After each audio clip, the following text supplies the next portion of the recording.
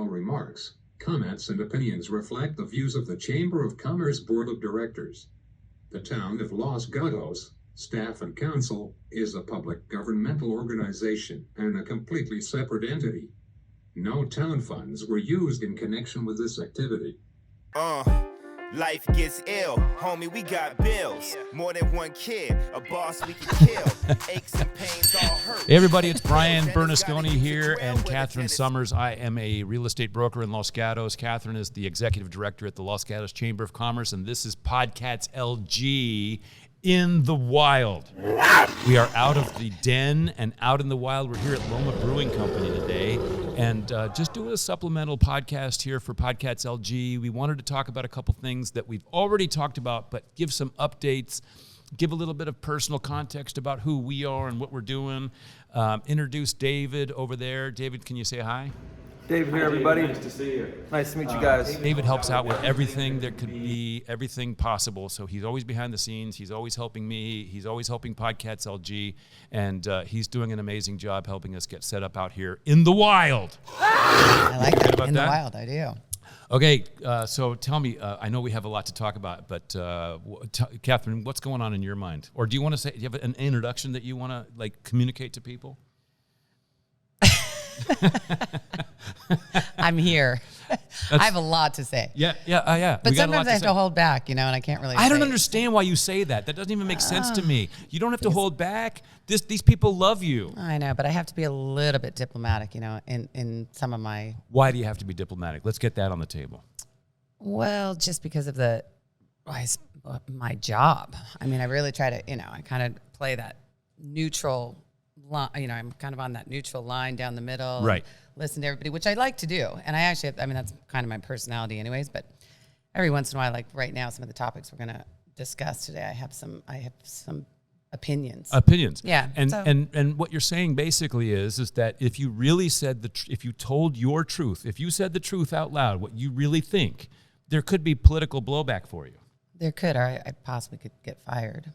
By who? You're the boss. Who's going to fire you? You mean the town's going to come and drive you out with pitchforks and No, but I do have torches? a board. You, for one, are on my board, so I want you to tell the truth. I think the rest of the board wants you to tell the truth. I don't know. But I mean, it's just amazing, that that everybody in the mix on all of these topics goes around kind of telling part of the truth, but not really telling the whole truth because they're afraid that the real truth's going to get them into trouble. And this is one of the things that I kind of wanted to bring to the table, right? We have these guests and they come on and then we turn the cameras off and they come to me and say, oh man, I really wanted to say this. Right. And it's like, well, but they can't because there's too many political operatives around. Well, and I think that word canceling is, the word to cancel somebody is a real thing. So nobody wants to be canceled. Are we going to get canceled for saying that the truth's not being said? Are we? we might get canceled anyway. we're not telling the truth either. Okay, leave us alone. No, we are telling the truth. And one thing I wanted to bring up. Well, kinda, mostly.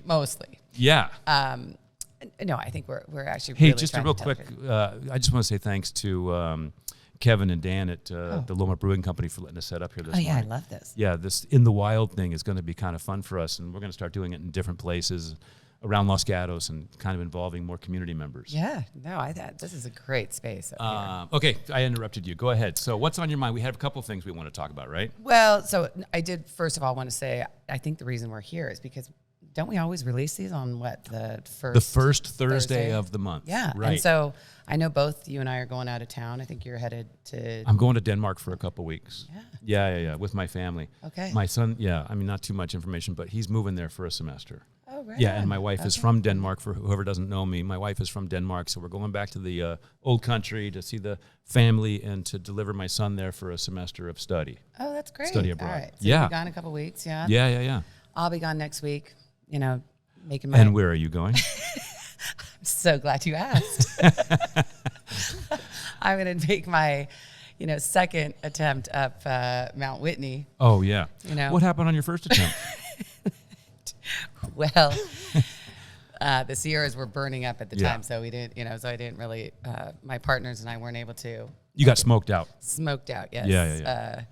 let's see, 5 Mile. Who was it? 5 Mile, 3 Mile. 3 Mile, 3 and Mile Daisy and Ranger Love. And Ranger Love, yeah. So we got smoked out last time. Anyways, we're gonna And make an attempt. what was the guy's name from the Netherlands? What was his trail name? Do you remember? Oh. Yeah. Wow, he was a godsend though. Yes. Yeah. We'll have to talk about that in another episode. But anyway, so we wanted to make we're sure going on that vacation. our So we needed to get an episode out. But to our faithful listeners and watchers, we wanted to make sure that they got their first Thursday of the month episode. Exactly. So here we are in the wild at Loma Brewing Company in Los Gatos.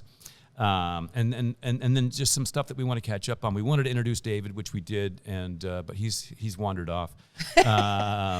We also wanted to kind of catch up on a couple of things that we talked about, right? Yeah, Because recap. I hate it when stories just drift off and you never get the resolution, if you will, right? So what happened with the dispensary conversation?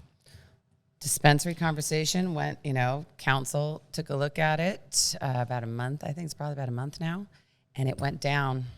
They voted against it. 1-4, 1 in favor. And 4 against. And 4 against. And it was kind of interesting how the vote broke out because I think the one who voted for it, the one council member who voted for it, not necessarily really sure if he was in favor of it or not. It was kind of the way it was presented. Well, this is council member who voted for it, but it was only kind of a roundabout vote for it. It was a little twisted how he wanted to put the tax part of it with the do you want cannabis or not? And so it was kind of mixing land use and desire together, which isn't typically done in on a ballot. And so I don't know, it got kind of a little funky. And so the other 4 council members voted against it because of how it was perceived.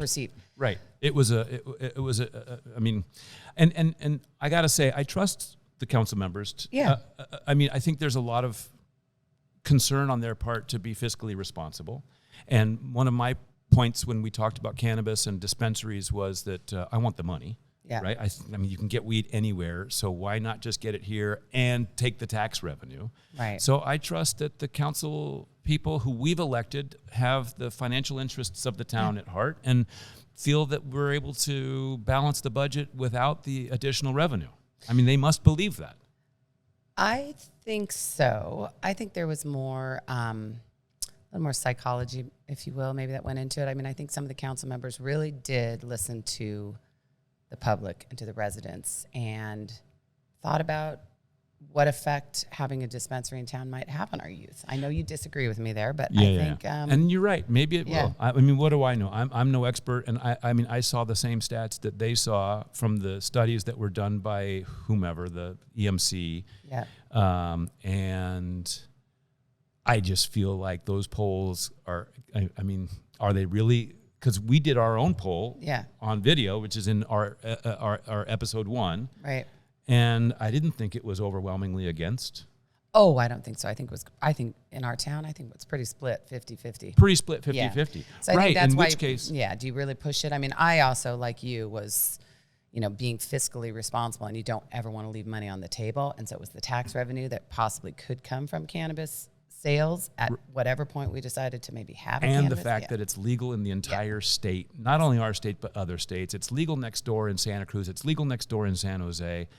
And so I get it. We're trying to make a point and a statement, but I asked my kids who are 17 and 20, has there ever been any outreach that you've ever heard of that's helping you to understand drugs or why you would want to stay away from drugs? No, they haven't heard anything. Yeah. So I just, whatever. I mean, we don't need to get into it too deeply. We already did. Yeah. But the fact is that for the moment and for how many years to come? Probably at least, I mean, I don't think we'll even touch the subject again for at least 2 to 3 years. 2 to 3 more years. Cannabis is now off the table. And so be it. That's it. We have elected officials. There's a process. This is democracy. And we abide by it. And that's good. That's a good process. I think, hopefully it got discussed enough, and hopefully the research was done in an appropriate manner, and so we're moving on. I think so. I think it's okay to move on. Yeah. The other conversation that we were having was about housing. Housing, and probably bigger is the general plan, which was, so controversial all the way up to the vote. Of course, we had the general plan committee that had been working for 2 years prior to it ever even getting to the Planning Commission. The Planning Commission then looked at it. Planning Commission then sent it on to the council, and the council, interestingly, only took about, I think, 2 to 3 meetings where they reviewed it and then passed it 3-2. Passed the general plan. Passed the general plan, which is the general plan for, it's called the 2040 general plan. And that just happened a week and a half ago. About a week and a half ago. Yep. A lot of controversy over that passing, 3-2, of course. 2 of the council members were, very opposed to really just a couple elements in the general plan, and those are what we discussed: the land use element and the housing numbers. Right. And so those are the ones that are still, there's a lot of discussion going on right now as to what does the public really want, and there's a small group, the Community Alliance. I think we've all heard about them.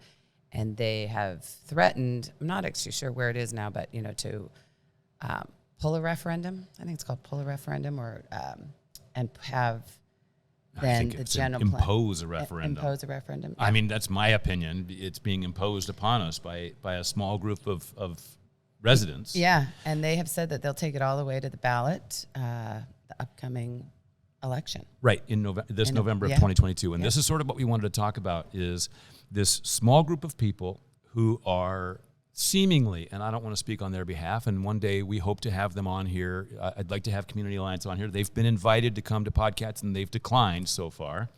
But a small group of citizens who appear to be sort of anti-growth. Would you agree with that statement? I would agree with that statement. But they sound like they're pro-growth. Well, so I mean, listen. Again, this is the part of where I'm not supposed to tell the truth, but I feel like they've created a public message that says absolutely we want growth, absolutely we're in favor of everything that we're talking about. Well, I think there's a little nuance there where they have publicly stated that they would like to see some affordable housing built. Yeah. Right? And again, then that begs the question, okay, what is affordable housing? And who's going to come in and build affordable housing?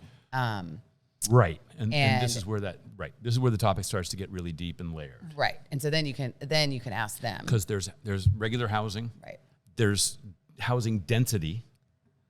Right. And then there's affordable housing. Yeah, or below market rate housing. Or below market rate housing. Workforce housing. I mean, but those are kind of the three categories we're talking about. There's actually more categories than that. Right. There's SB 9. Yeah. Yeah. But I do want to point out one thing which has come up in a couple conversations I've had lately, which is, really what is affordable housing? And it's, of course, there's a formula that defines or determines what affordable housing is actually in Los Gatos. But in a nutshell, or just for anyone who's listening, affordable housing is the starting number, and you would know this in real estate, the starting number of price in Los Gatos for an affordable unit is $950 to $1.2 million. It's not like we're building, $250,000 units that are going to go into some, right.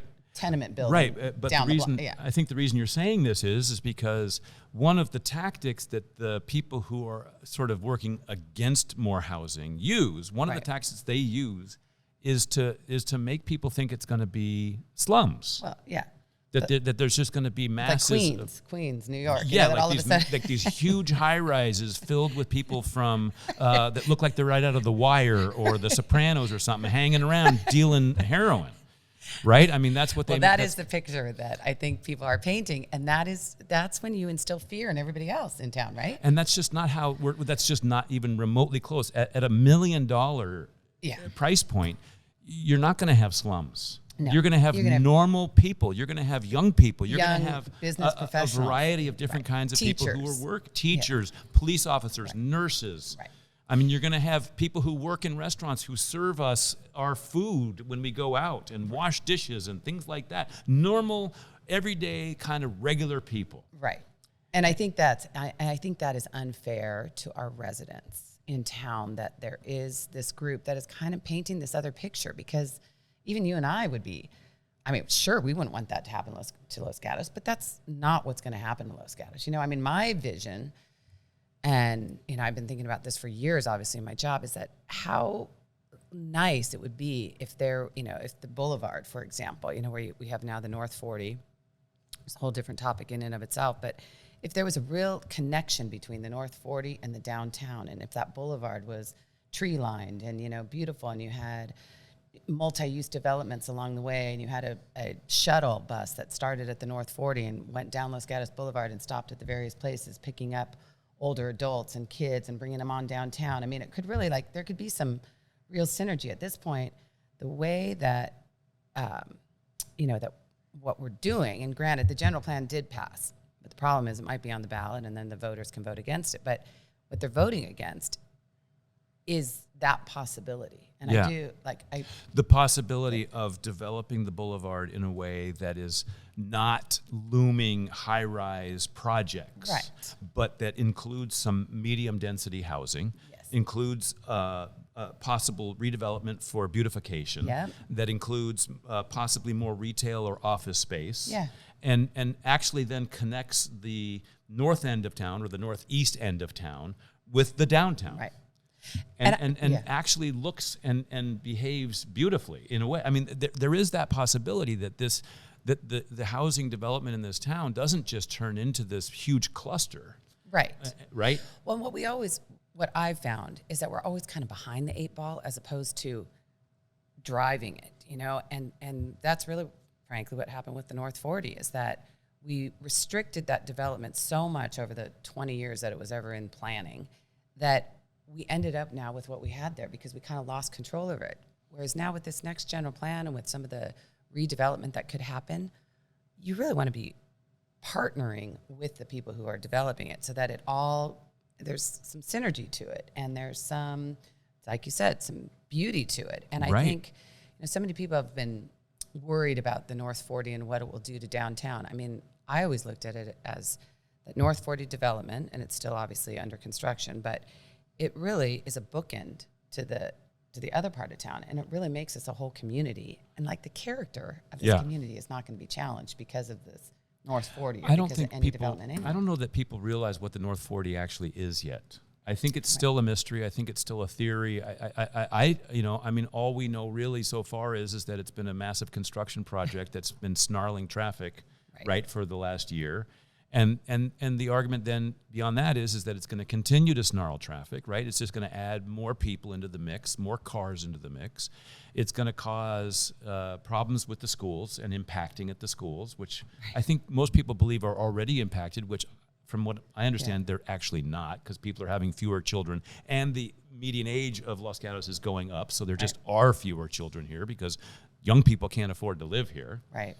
And so the North 40, I think, has yet to sort of be revealed so that people can understand how it fits in, maybe even before they can make the connection then of what you're talking about, of using the boulevard as an arterial connection between the 2 points. No, I really think, and there's a lot of those commercial centers out there that really are in need of redevelopment. And I think that, and there's some developers who, now that the general plan has passed, are kind of taking a serious look at what could be done on the boulevard and what could make it and really the developers cool. the developers you're mentioning are people we need to come in. I mean, without developers, nothing happens. Right.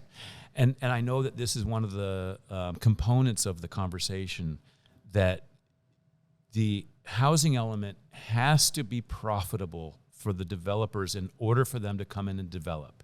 If it's not, correct me if I'm wrong, but if it's not profitable, they're not going to come in and spend money and lay out their cash and time and resources and take the risk of building something that they're not going to profit from. Right. I mean, I think there has to be some profit in it.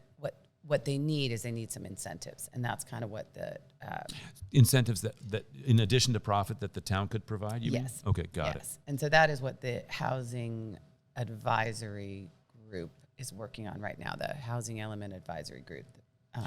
The Housing Element Advisory Board is part of the town. It's not a standalone private organization like the Community Alliance. It was a group that was appointed by the council and the town staff, and so they've been looking at different sites where housing or where redevelopment could happen and where some of this housing could be built. Yeah. Will you just get just a teeny little bit closer to the microphone for me? Sure. Yeah. We're at 19 minutes right now. Yeah, perfect. So do we want to wrap up and continue, or do we just want to keep going with this and do a second? Do one longer segment or do 2 shorter segments? 2 shorter segments. Okay, so I'm just going to say that we're at 20 minutes, and that's about anybody can tolerate of listening to me and Catherine for the moment. But we invite you to come back because we're going to just wrap up. We'll have another 10 or 15-minute conversation here before we head off for our summer holidays. And we are, again, grateful to Kevin and Dan at Loma Brewing Company for letting us come down here. Go PodCats LG in the wild. I'd like a little, David, can you put like a little in there? Like, you know what I'm saying? Like when I say that, every time I say PodCats LG in the wild, can you do that for me? Yeah, thank you. And we'll just have another little bit. If you feel like listening, come on back. We'd love to have you. Spread the word. Tell your friends. Subscribe. And let people know that you're listening to PodCats LG. Okay? Cool. Thanks. Come together right now. Hit the ground running. Ain't even a discussion. Hold up. Come together right now. Ain't no time for sleep. All we gotta do is come together.